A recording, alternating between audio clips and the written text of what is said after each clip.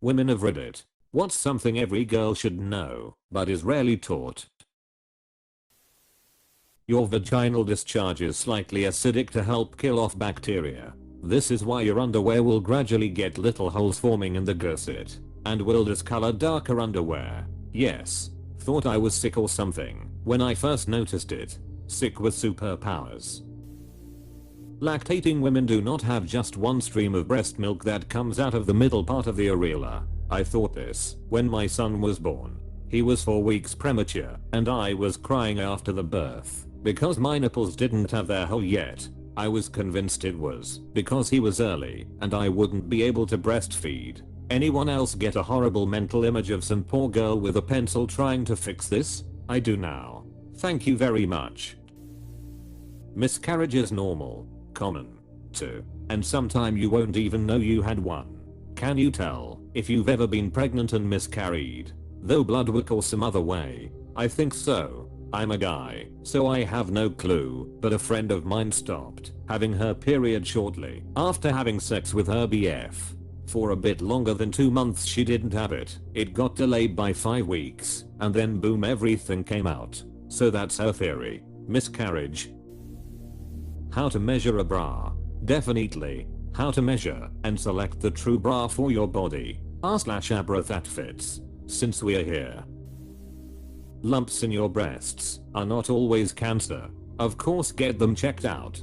But it is common to find cysts in your breasts. Source. Found a lump in my breast. Freaked out. Searched Google. Freaked out more. Stewed for months. Booked an appointment with my obgyn only for him to tell me yeah, it's a cyst. Stop messing with it. It's comonadid. Do not stew for months. Go to the doctor as soon as possible. It bothers me tons that there is no treatment other than live with it as they become very painful. However, I really want to stress here, if you do find lumps in your breasts, go have them checked immediately. But don't freak out about it. It could be something. It could be nothing. My mom has this. I freaked out and pushed her to hospital. But that said it's nothing. But my mom says it stings sometimes. Took second opinion. They said the same. Glad to know this, thank you. Still waiting for someone to teach me about menopause. I just wish, or maybe not, someone had warned me that the worst, most painful, debilitating mental and physical PMS/PMDD pain can start in your 30s. My symptoms have gradually gotten worse since I got to my 30s. And talking to older women in my life about this, more than once I've heard, oh yeah, I remember how much worse it seemed to be then. Why aren't we sharing what to expect? What's normal? Truth. I'm now almost 43 and the past 3 years have been hell. Ovarian cysts. Bleeding so bad I feel like I'm dying. Migraines that cripple me. Pain in my ovaries. Seriously. It has been a goddamn nightmare. Hard to explain to people that have not had this problem. Not everyone experiences this shit. It's been the opposite for me. My teenage years were absolutely brutal and now it's manageable. How to really learn, understand, and value the concept of what you want out of life. I think so many children and teens could benefit. Hell, adults could benefit too. I'm in my 30s, and it feels like I'm trying to figure this out all over again. It's pretty normal to have some level of diarrhea/weird poops when you're on your period. Sorry, it's a thing. But if you're reading this, I'm glad you don't need to get to like 30 before finding out it isn't just you like I did. Also, vulvas and breasts come in a wide variety of configurations. The range of normal is huge. Please do not rely on porn or any pop culture depictions to decide if what you've got is normal or okay. I started to realize the pattern couple years back. Whenever I'm about to have period, or whenever I start my period, I always poop more/diarrhea. As someone who poops infrequently, 2 to 3 times a week, I find it pretty relieving actually. I love anonymity.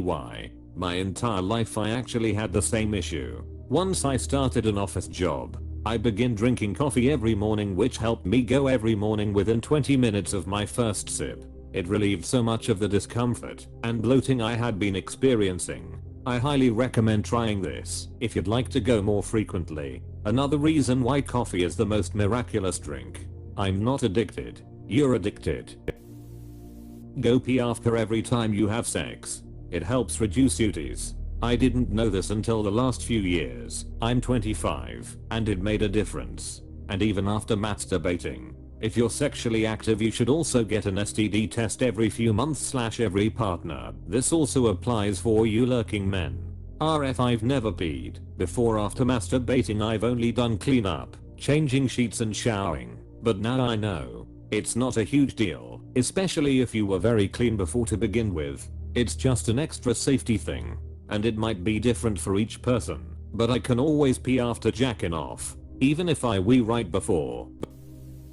Financial planning. You can't and shouldn't depend on Prince Charming to rescue you. A man's not a plan. A man's not a plan. I'll marry a man, she declared with a smile. I'll just have to wait, and I'll find in a while. A man will appear with a car and he'll bring a bank full of money, a house and a ring. I'll marry a man, she declared with a grin. I'll just have to wait, and it's sure to begin. A life that I'll love to adopt and adore. She waited, and waited, and waited some more. Face care stops at the nipples. Look after your neck and cleavage skin. Very good advice. Thanks. Your username is fantastic. How to wash genitals. Many women have gotten infections due to not knowing how to wash themselves. Like fragrant soaps, or douching is obviously bad, but not taught very often. So, how to do? Use a gentle soap, and in a small quantity. Wash where the pubes grow, between the labia and towards the anus. Never go inside. Rinse abundantly. Vulva still smelling like a vulva after being washed is okay. Even better to use no soap on the actual vulva. You can soap the hair. It's okay if you're not into or aren't overly fond babies or newborns. Added to that, people will have opinions about your decision as to whether or not you would like to have children, particularly if you do not want them. It's okay to ignore those opinions. It's okay to not want children. It's also okay to want children. Or to not know if you want them. You do not owe anyone a child. I like the last sentence. It's true. No one owes anyone a child.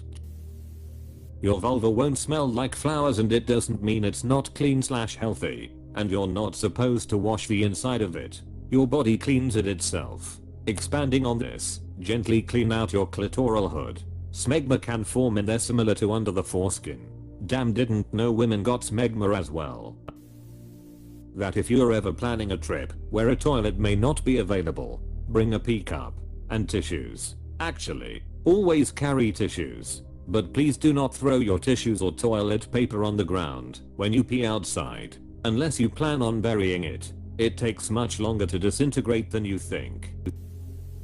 The facts of a healthy vagina.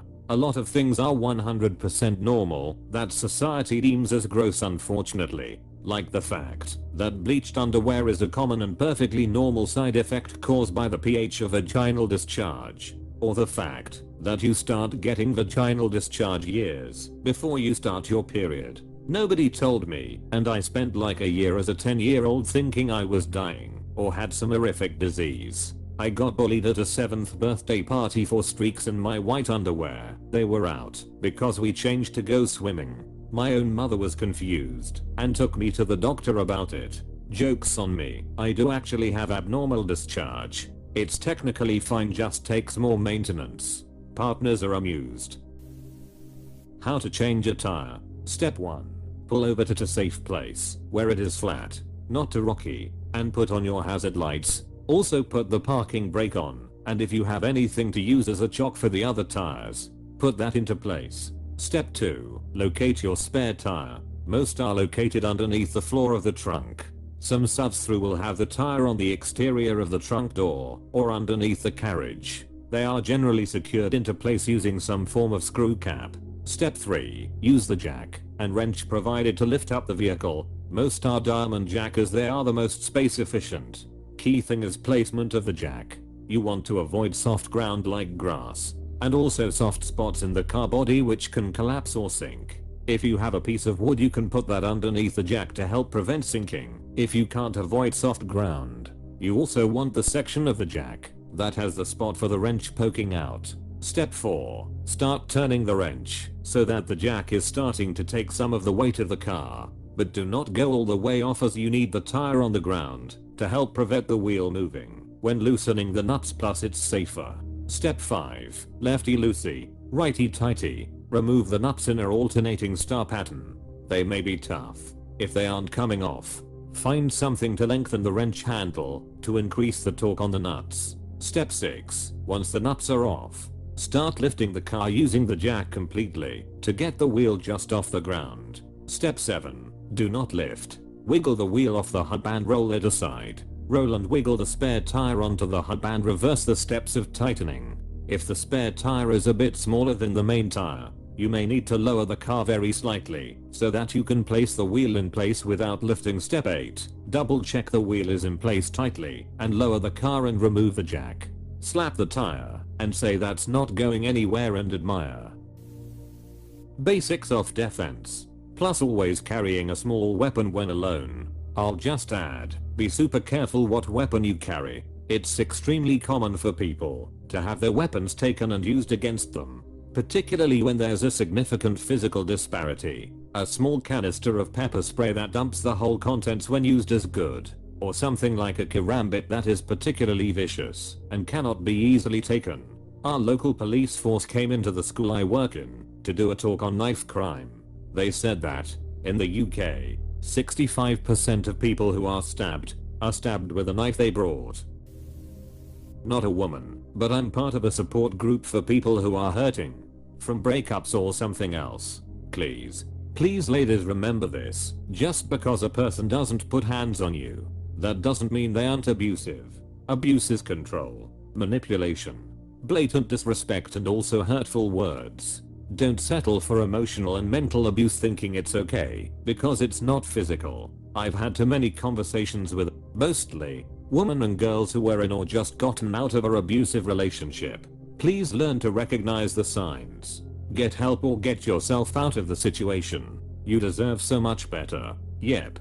And a lot of men may also need to be told this, especially when it comes to the non-physical stuff. That's the stuff that's most common, and also most disregarded by society. If a woman beats the S out of a man, people do care. Maybe not as much as when a man does it, but they do. When a woman manipulates a man and emotionally abuses them, I find that most people don't bat an eye. I've just got out of a relationship where my wife emotionally abused me and our children. My experience is people do care. I was suicidal and my daughter attempted suicide due to the abuse. We are in counseling now, and things are improving. If a doctor quickly dismisses your extreme menstrual pain, or any type of pain for that matter, as being "normal" or that you're too "sensitive," try to seek a second opinion. My "normal" pain turned out to be endometriosis. Clean your makeup brushes. Your skin will thank you. Don't hold different standards for yourself that you wouldn't hold for the ones you care about. I'm so guilty of this. It is a hard habit to break. I completely understand. I'm on the spectrum, so I don't really have a filter, but all of my female friends say that they all do it, and they get defensive when I'm like, but please, you'll also pretty love yourself. Strategies for financial independence, self-defense, self-love, and assertive communication. Take action and yourself at first priority. If your gut is telling you that a guy/a group is making you uncomfortable, excuse yourself accordingly and don't underestimate your gut. If you think your period has started and or leaked, don't wait and check. Road trip and need to use the restroom due to our lack of water pistols. Please stop at a gas station. Also, just a note, your tummy will look different throughout the day. Usually it gets larger and smaller post-meal, and from varying gas amounts. It's okay. They are made to protect organs. Anyway, they don't have to be as flat as a door. It's okay. They are made to protect organs. Anyway, they don't have to be as flat as a door. Man, why do I need to keep telling myself that? No is a complete answer, and it doesn't need explanation or justification. And be prepared to simply say it again when someone thinks your innate kindness as a woman means you'll be able to be convinced or reasoned with. Not a woman, but the number of doctors and medical professionals that will dismiss pain as PMS, or just women are hysterical. Advocate for yourself. Also not a woman. But the number of doctors and medical professionals that will dismiss pain in general is ridiculously fucking high. If your doctor asks if you can just live with an issue, find a better doctor because you found a dud. It's unfortunately more common for women to be dismissed if they are in pain. Like we don't know when pain is different from the usual or especially horrible. I agree though. If a doctor dismissed you, find a new one. Also make sure to ask them to document in your records their refusal to run tests or assist you with your issue, and that you'll wait until it's done. I'm an old lady and it's worse when you're older. They dismiss everything. When I was young I was injured in an accident, had back surgery where something went wrong. The pain was crazy but no one believed me. They kept saying I was impatient to recover or wasn't doing my PT. It was the surgeon who finally told my other doctors that something went wrong. 25 years later it's mostly ruined my plans for a nice retirement. Still live with chronic pain. Still have doctors think I'm exaggerating. From my mother, never believe what a man tells you when he's hard. How to negotiate a pay raise, higher salary, etc. Too many of us, girls and boys, are not taught how to advocate for ourselves and know our worth to employers. If a boy/man is being mean to you, it doesn't matter if it's because he likes you. That's abusive behavior and not okay to be excised as flirtatious behavior. Finally someone said it.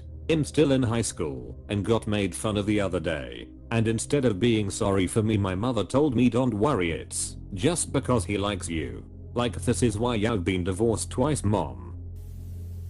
Things that are typically aimed at boys. Changing tires or oil in a car. Using tools around the house. There is an unbelievable satisfaction in being able to say to a man no it's fine. I know how to do it. I'm a dude and nobody ever taught me. Same. Basic life skills in general really. Well I might teach myself someday when it comes up. I don't have a car ATM anyway.